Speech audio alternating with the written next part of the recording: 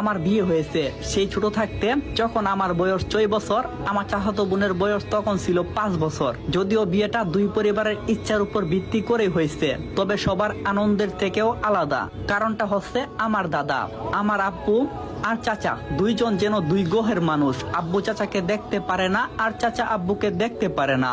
তাই দাদা আমার আর তাসিয়ার বিয়েটা ছোট থাকতে দিয়েছে, যাতে ওদের সম্পর্কটা খারাপ না হয়, যেন সম্পর্কটা টিকে থাকে দুই ভাইয়ের। কিন্তু কাবিননামায় দাদা দুইটা কথা উল্লেখ করেছে খুব আলাদাভাবে। সেই কথাটা না হয় আমি পরে বলি। দাদা মারা গেছে আমাদের বিয়ের 3 বছর পরে। আর তখনই চাচা আমার কাছ থেকে তাসিবাকে নিয়ে যাই, অনেক দূরে চলে যাই পরিবার সহ।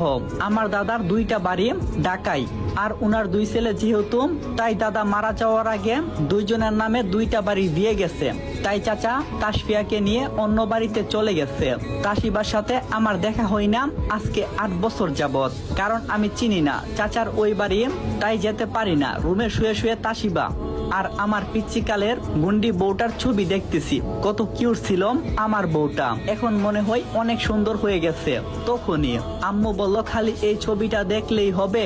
কোনোদিন তো আর খুঁজে পাবি না। তোর চাচা থাকলে সম্ভব হতো, উনি মারা গেছে, এখন আর সম্ভব না।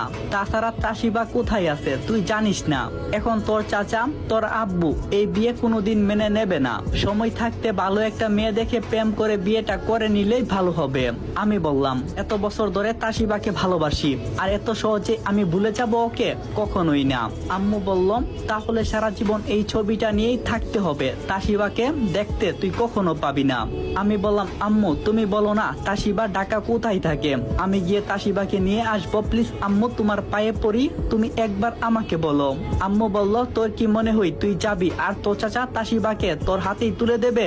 আর তোর আব্বু যদি জানতে পারে তাহলে আমাকে এই বাসা থেকে বের করে দেবে। আমি বললাম, তাহলে আমি অন্য মেয়েকে বিয়ে করছি না, তোমার নাতি আর নাতনির মুখ দেখা লাগবো না। ঠিক তখন আব্বু বলল, কে শুনি নাতি নাতনির মুখ দেখতে পারবে না?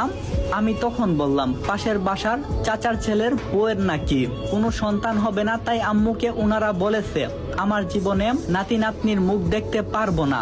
আব্বু বলল, কেন? ওনার সাথে আমার বিকালে তো দেখা হয়েছে, উনি তো আমাকে বলেছে ওর ছেলের বউয়ের সন্তান হয়েছে। আমি বললাম, ওনার নয়, অন্য বাড়ির। ঠিক তখন আমি কথা ঘুরানোর জন্য বললাম, আম্মু আমার খিদা লাগছে, আমাকে খাবার দাও। আব্বুর কথা শুনলে মনে হই আমাকে জন্ম দিয়ে একেবারে আমার জীবনটা কিনে নিয়েছে। খানা খেয়ে মনটা খারাপ করে রুমে এসে ভাবছি, আমার ময়না পাখিকে দেখতে পারবো না, আর কবেই বা পাবো উপরালাই ভালো জানে। তাসিবার ছবিটা বুকের উপর নিয়ে ঘুমিয়ে পড়ছি। একটু ছোট্ট করে আমার পরিচয়টা দিয়ে নেই। আমি সাজ্জাদ, অনার্স 2য় বর্ষে পড়ি, আর বাবা নিজের ব্যবসা করে, আম্মু বাসায় থাকে। আমি তাদের একমাত্র ছেলে। তাসিবার সাথে আমার বিয়ে হয়েছে, তা আপনারা সবাই ভালোই বুঝতে পারছেন। এখন ঘুমাই, বাকি কথা ঘুম থেকে উঠে বলবো। সকালে ঘুম থেকে উঠে কলেজে যাব এমন সময় আব্বু বলল, দেখ সাজ্জাদ, এখান থেকে কোন মেয়েটা তোর পছন্দ? আমি বললাম, সামনে তো কোনো মেয়ে নেই, তাহলে কি করে বলবো? আব্বু বলল, গাদা, সামনে নয়, এই ছবিগুলো দেখে বল। আমি বললাম, আপনি আবার বিয়ে করবেন? আম্মু দেখে যাও, তোমার সতীন আনার জন্য ব্যবস্থা করতেছে। আব্বু বলল, হারামজাদা, আমার জন্য না, তোর জন্য। এখান থেকে দেখ কোন মেয়েটা তোর পছন্দ, আমাকে বলবি, আমি তোর বিয়েটা করিয়ে দেব। আমি বললাম, আমার তো বিয়ে হয়েছে, তাহলে আমি কেন বিয়ে করব? আমার বউ আছে, আমি তাসিবাকে ছাড়া অন্য কাউকে বিয়ে করব না। এক নিঃশ্বাসে কথাটা বলেছি। আব্বু আমার কথা শুনে আমার দিকে রাগি চোখে তাকিয়ে আছে। আব্বু বলল, ওই মেয়েকে? আমি তোর জন্য কি ওর মেয়েকে এখানে বসিয়ে রাখবো নাকি? ওই মেয়েকে এই বাড়িতে আমি জীবনও তুলবো না। ওই মেয়ের পরিবর্তনে তুই যদি রাস্তার ফকির নিয়ে একটা মেয়েকে বিয়ে করিস, তাহলে আমি তাকে মেনে নেব। তখন সাজ্জাদ বলল, তাহলে অন্য কোনো মেয়েকে বিয়ে করবই না। আমার ওর সাথে ডিভোর্স হয়নি, তাহলে অন্য মেয়েকে কি করে বিয়ে করব?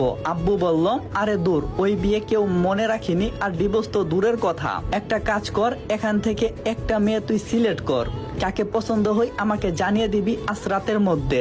সাজ্জাদ বলল, বিয়ে করলে আমি পরে করব, এখন আমার বিয়ে করতে ইচ্ছে করছে না বলে ছবিগুলো দেখে চলে আসতেছি। আর আব্বু চেঁচামেচি করতেছে, আমি শুনেও না শোনার ভান করে চলে আসছি। কলেজের সামনে গেছি, ঠিক তখনই দেখি অনেকগুলো লোক একসাথে জড়ো হয়েছে আমার কাছে। কাছাকাছি গিয়ে তাকিয়ে দেখি একজন মধ্যবয়স্ক মহিলা অ্যাক্সিডেন্ট করে পড়ে আছে, কেউ তাকে ধরছে না। আমি গিয়ে উনার মাথাটা তুলে, আমি তো অবাক হয়ে গেছি।